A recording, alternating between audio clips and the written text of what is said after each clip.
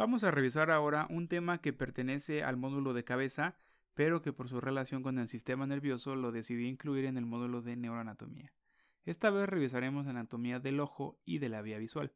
Primero debemos de definir al ojo, y este es un órgano esférico localizado en la órbita y va a ser uno de los órganos de los sentidos. El ojo está formado por tres capas, una fibrosa que corresponde a la esclera y la córnea, una vascular que corresponde a la coroides, el cuerpo ciliar y el iris, y una interna que corresponde a la retina. Revisaremos las capas una por una. La esclera es la parte dura del globo ocular y aquí es donde se insertan los músculos extrínsecos e intrínsecos del ojo y es tejido fibroso de color blanco. La córnea es la parte transparente de la capa fibrosa. Carece totalmente de vasos y se nutre de los lechos capilares y se humecta con el humor acuoso y las lágrimas de esta. Está inervada por el nervio trigemino y está unida a la esclera, parte que se le conoce como limbo o unión esclerocorneal. La córnea es el primer medio de refracción que va a tener el ojo. Las irregularidades de la córnea nos darán afecciones en la visión como el astigmatismo, por ejemplo, donde debido a la superficie irregular de la córnea habrá una doble refracción de la imagen, ocasionando la sensación de distorsión de la imagen. En cuanto a la capa vascular, la coroides está ubicada entre la esclera y la retina. Esta contiene muchos vasos sanguíneos que nutrirán a la esclera y es la culpable del ojo rojo cuando tenemos conjuntivitis, por ejemplo.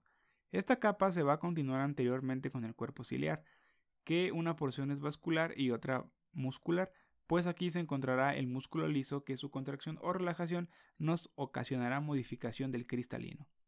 En esta capa existen también procesos ciliares que secretarán humor acuoso que llenará la cámara anterior. El iris sirve como diafragma que regulará la entrada de la luz al globo ocular a través de la pupila, que es la abertura formada por el iris, y aquí habrá dos músculos, el constrictor con inervación parasimpática y el dilatador con inervación simpática. A la constricción del iris se le conoce como miosis y la dilatación se le conoce como midriasis. Es un reflejo que se debe explorar cuando se realiza la exploración de los nervios craneales, para evaluar específicamente el tercer par craneal. La retina es la parte nerviosa del ojo, es decir, la encargada de recibir el estímulo visual. Esta tiene dos porciones, una óptica y una ciega. La porción óptica es la encargada de la percepción del estímulo, ya que es sensible a la luz y se divide en porción nerviosa y pigmentaria. La función de la capa nerviosa es la encargada de transmitir el estímulo visual, mientras que la capa pigmentaria se encarga de evitar que la luz se disperse y absorbe los rayos de luz. La porción ciega es una continuación de la capa pigmentaria de la retina. Clínicamente se puede evaluar el estado de la retina mediante el examen de fondo de ojo, donde con un oftalmoscopio podemos observar las estructuras de la retina, que son el disco óptico, que es donde se origina el nervio óptico. Se denomina punto ciego, ya que en este disco no hay fotorreceptores.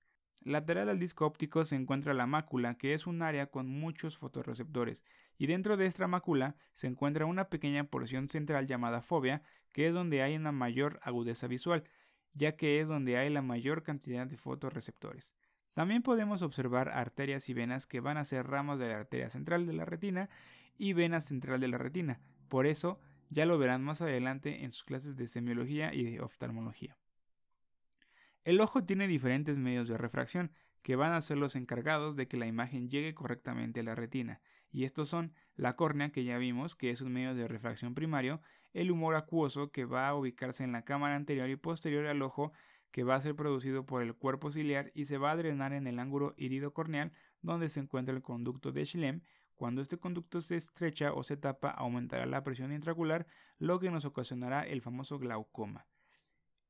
Otro medio de refracción es el lente o el cristalino, que ya vimos y se encuentra posterior al iris, que se inserta en la capa ciliar mediante las fibras zonulares. Este cristalino va a cambiar su forma abombándose o alargándose para así regular la refracción de la imagen. Por ejemplo, cuando el cristalino se abomba, el músculo ciliar está contraído, lo que llevará a la relajación de las fibras zonulares, que es llevado a cabo por estimulación simpática, lo que nos facilita ver de cerca. Existe un reflejo que se explora, que se le pide al paciente que mire un objeto de cerca, después inmediatamente que mire un objeto a lo lejos, y después otra vez que mire al objeto cercano. Evaluamos el tiempo que tarda en enfocar la imagen y ese reflejo lo llamamos de acomodación. Y el último medio de refracción es el humor vítreo, que se encuentra en toda la cavidad ocular posterior al cristalino y es el encargado de darle soporte al cristalino y a la retina. Ahora revisaremos los músculos extrínsecos del ojo. El músculo recto lateral medial superior e inferior se van a originar en el anillo tendinoso común y se insertarán en la esclera junto posterior a la unión esclerocorneal. El recto medial, superior e inferior estarán inervados por el nervio oculomotor, el tercer par craneal, y el lateral está inervado por el nervio abducens, el sexto par craneal. La función de estos músculos es mover los ojos a los lados en dos ejes, arriba, abajo y lateral y medial. El músculo oblicuo superior se originará en el cuerpo del esfenoides y su tendón pasa a través del anillo o tróclea fibrosa, donde cambiará de dirección y se insertará en profundo al músculo recto superior, y este músculo estará inervado por el nervio troclear o el cuarto par craneal, y su función es la de abducir, descender y rotar medialmente el globo ocular.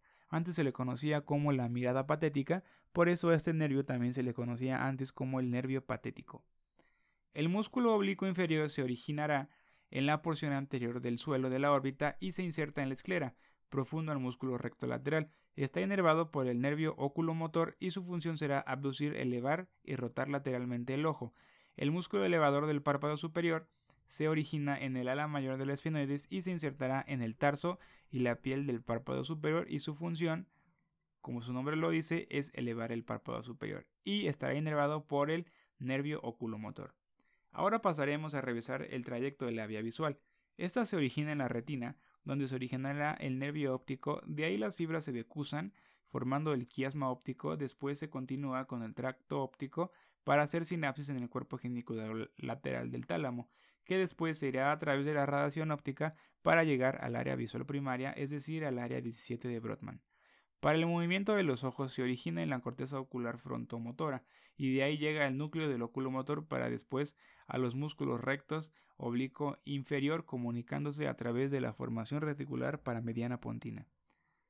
Existe un reflejo muy importante a la hora de exploración, que es el reflejo fotomotor.